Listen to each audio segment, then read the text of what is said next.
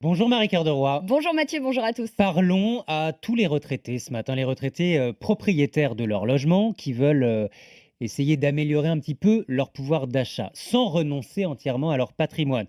Bon, bref, vous voulez nous parler du viager, quoi, Marie? Eh ben pas uniquement Ah bon? Mathieu. Alors aujourd'hui, il faut savoir qu'il existe des montages financiers qui permettent aux seniors de récupérer un peu d'argent sans tomber justement dans ce célèbre viager qui rebute, on va le dire, pas mal de vendeurs, mais surtout beaucoup d'acheteurs. Alors on a évidemment tous en tête le film Le Viager ou Mhm. encore l'histoire de Jeanne Calment. Oui. Et pourtant, derrière les anecdotes, les fictions, il y a quand même une réalité. Il faut savoir que plus de 75% des retraités sont propriétaires de leur résidence principale. La quasi-totalité d'entre eux veut continuer à vieillir à domicile.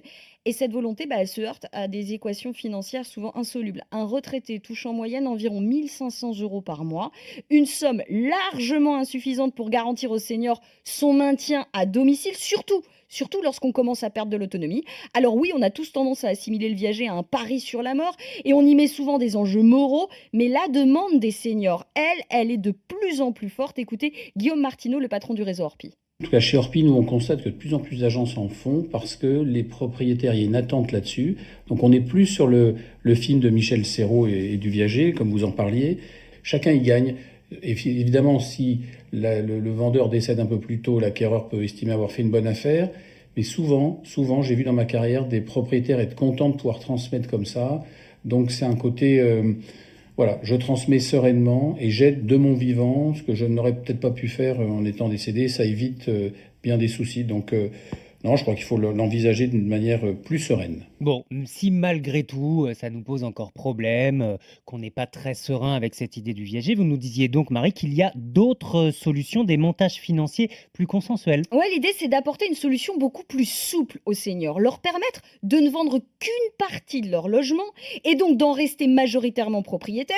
Et puis, il y a l'enjeu de l'héritage, de la succession, de la transmission du patrimoine. Lorsqu'on fait un viager traditionnel, c'est très compliqué, voire impossible de revenir en arrière. Dans le cas du montage dont je vais vous parler, le senior peut, à tout moment, racheter les parts qu'il aura vendues. Bon alors concrètement, comment on fait? Il faut se tourner vers une entreprise? Alors, je vais vous parler d'une jeune entreprise. Elle s'appelle Dylan. Elle a seulement 1 an et demi d'existence. Et pourtant, elle a déjà versé 1,5 million d'euros à des seniors. Et elle en vise 10 millions sur cette seule année 2022. Alors, concrètement, en fonction du montant qu'il souhaite dégager, le senior va vendre à Dylan une partie de son logement qui peut aller jusqu'à 30% de sa valeur totale. Le senior va garder l'usage de son logement, mais il va évidemment verser une sorte de loyer à Dylan équivalent à la part qu'il lui aura cédée. Comme je vous le disais, le vendeur peut à tout moment reprendre la pleine propriété de son bien en rachetant ses parts.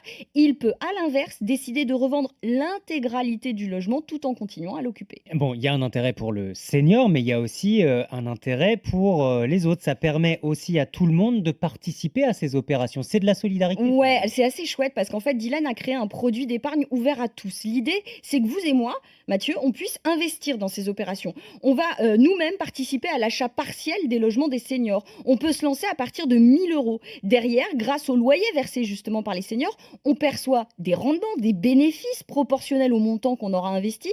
Dylan estime ce rendement à 5%. Chaque fois que je vous parle de rendement, je vous le compare toujours au livret A, hein. C'est 1% le livret A aujourd'hui. Et loin de moi l'idée de faire la promo de l'entreprise, mais je trouve que leur philosophie, elle est assez jolie. Voilà ce qu'ils écrivent: que tous les Français puissent commencer à préparer leur retraite en commençant par améliorer celle des autres.